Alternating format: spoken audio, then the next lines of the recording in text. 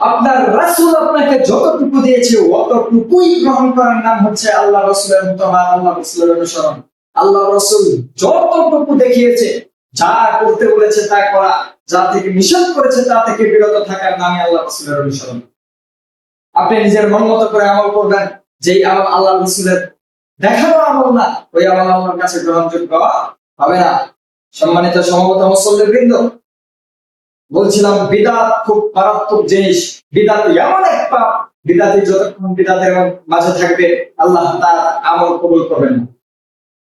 আপনার বাবা মারা গেছে, আপনার মা মারা গেছে, আপনি 40 দিনে হুজুরকে দাওয়াত করে, মানুষকে দাওয়াত করে মিলাদ করিয়ে দিলেন, হুজুর নিয়ে এসে আপনার বাবা মার জন্য দোয়া করলেন, চারপাশে কবরের চারপাশে বসে আপনি কোরআন তেলাওয়াত করলেন, এরপরে হুজুর দিয়ে কোরআন খতম করিয়ে নিয়ে এবার কোরআন বসিয়ে দিতে বলছেন ওই মৃত ব্যক্তির উপর।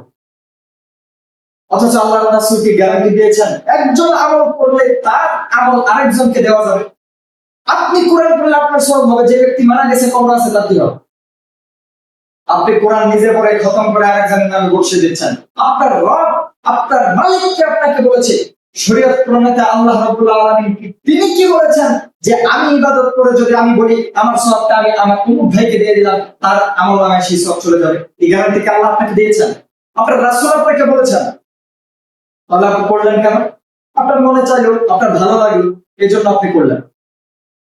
আপনার মনে চাওয়াটা, ভালো লাগাটা, এইটার মাধ্যমে সওয়াব হবে এই আশা করাটা, আর এইটা যদি আল্লাহর রাসূলের আদর্শে না থাকে তাহলে এই জিনিসটাই হচ্ছে বিদআত। আর এর মাধ্যমে আপনার সওয়াব হবে না, বরং মৃত ব্যক্তিকে আর শাস্তি দেওয়া। আল্লাহ রাসূল আপনাকে যে জিনিস দিয়েছে ওইটা তো আপনার ভালো লাগে। আল্লাহ রাসূল কি বলেছে? ইযা মাতাল ইনসানু কাতআ আনহু আমালুহু, যখন মানুষ মারা যায়, যখন মানুষ মৃত্যুবরণ করে, সাথে সাথে তার দুনিয়ার সব আমল বন্ধ হয়ে যায়, এরপর কোনো আমল করার আর তার সুযোগ নেই। তিনটা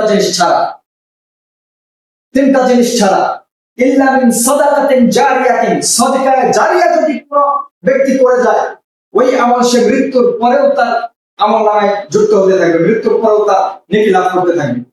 সাদকা জারিয়া মানে আপনি একটা মসজিদ করেছেন, এই মসজিদের মানুষ যতদিন সালাত আদায় করবে তার একটা নেকি আপনার আমলনামায় যুক্ত হবে।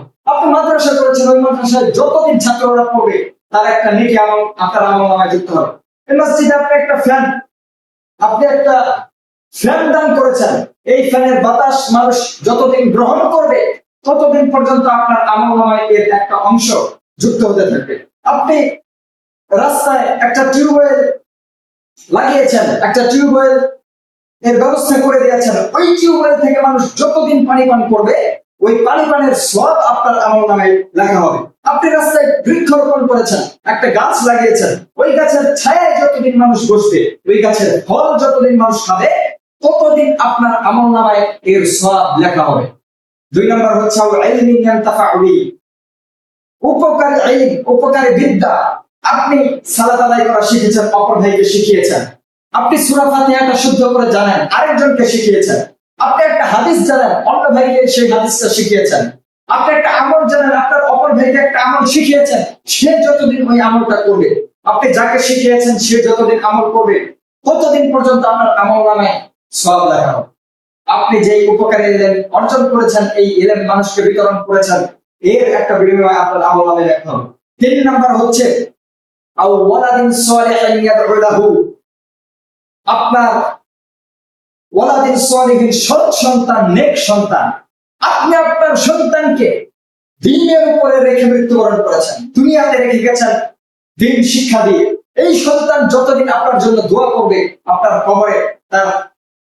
কবরে তার সওয়াব পৌঁছাবে। এই সন্তান যতক্ষণ আপনার জন্য দোয়া করবে ততক্ষণ আপনার দোয়া, সন্তানের দোয়া আপনার জন্য কাজে লাগবে।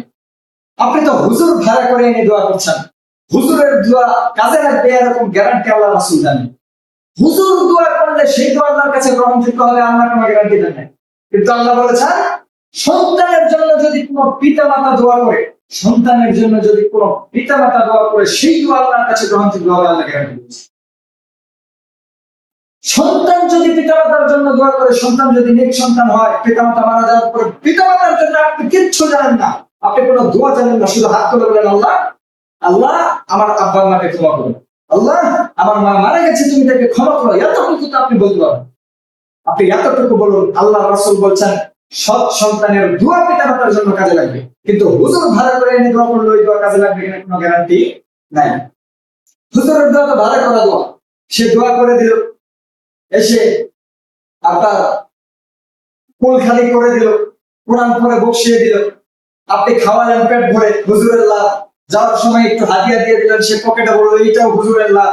হুজুর দোয়া করার সময় অর্ধেক দোয়া নিজের জন্য করলো, আপনি আমিন আমিন বললেন, এইটাও হুজুরের লাভ।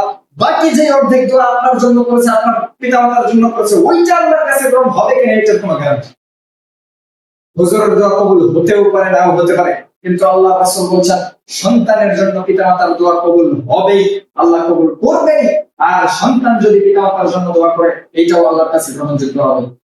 সুতরাং বিদআত থেকে বেঁচে থাকুন, আল্লাহ রাসূলের সুন্নাহর সাথে থাকুন, সুন্নাহ অনুপাতে সুন্নাহ মাফিক নিজের জীবনকে পরিচালিত করুন, সালাফুস সালেহিনদের মানহাজের উপরে অটল এবং অবিচল থাকুন। আল্লাহ রাব্বুল আলামিন আমাদেরকে সেই তৌফিক দান করুন।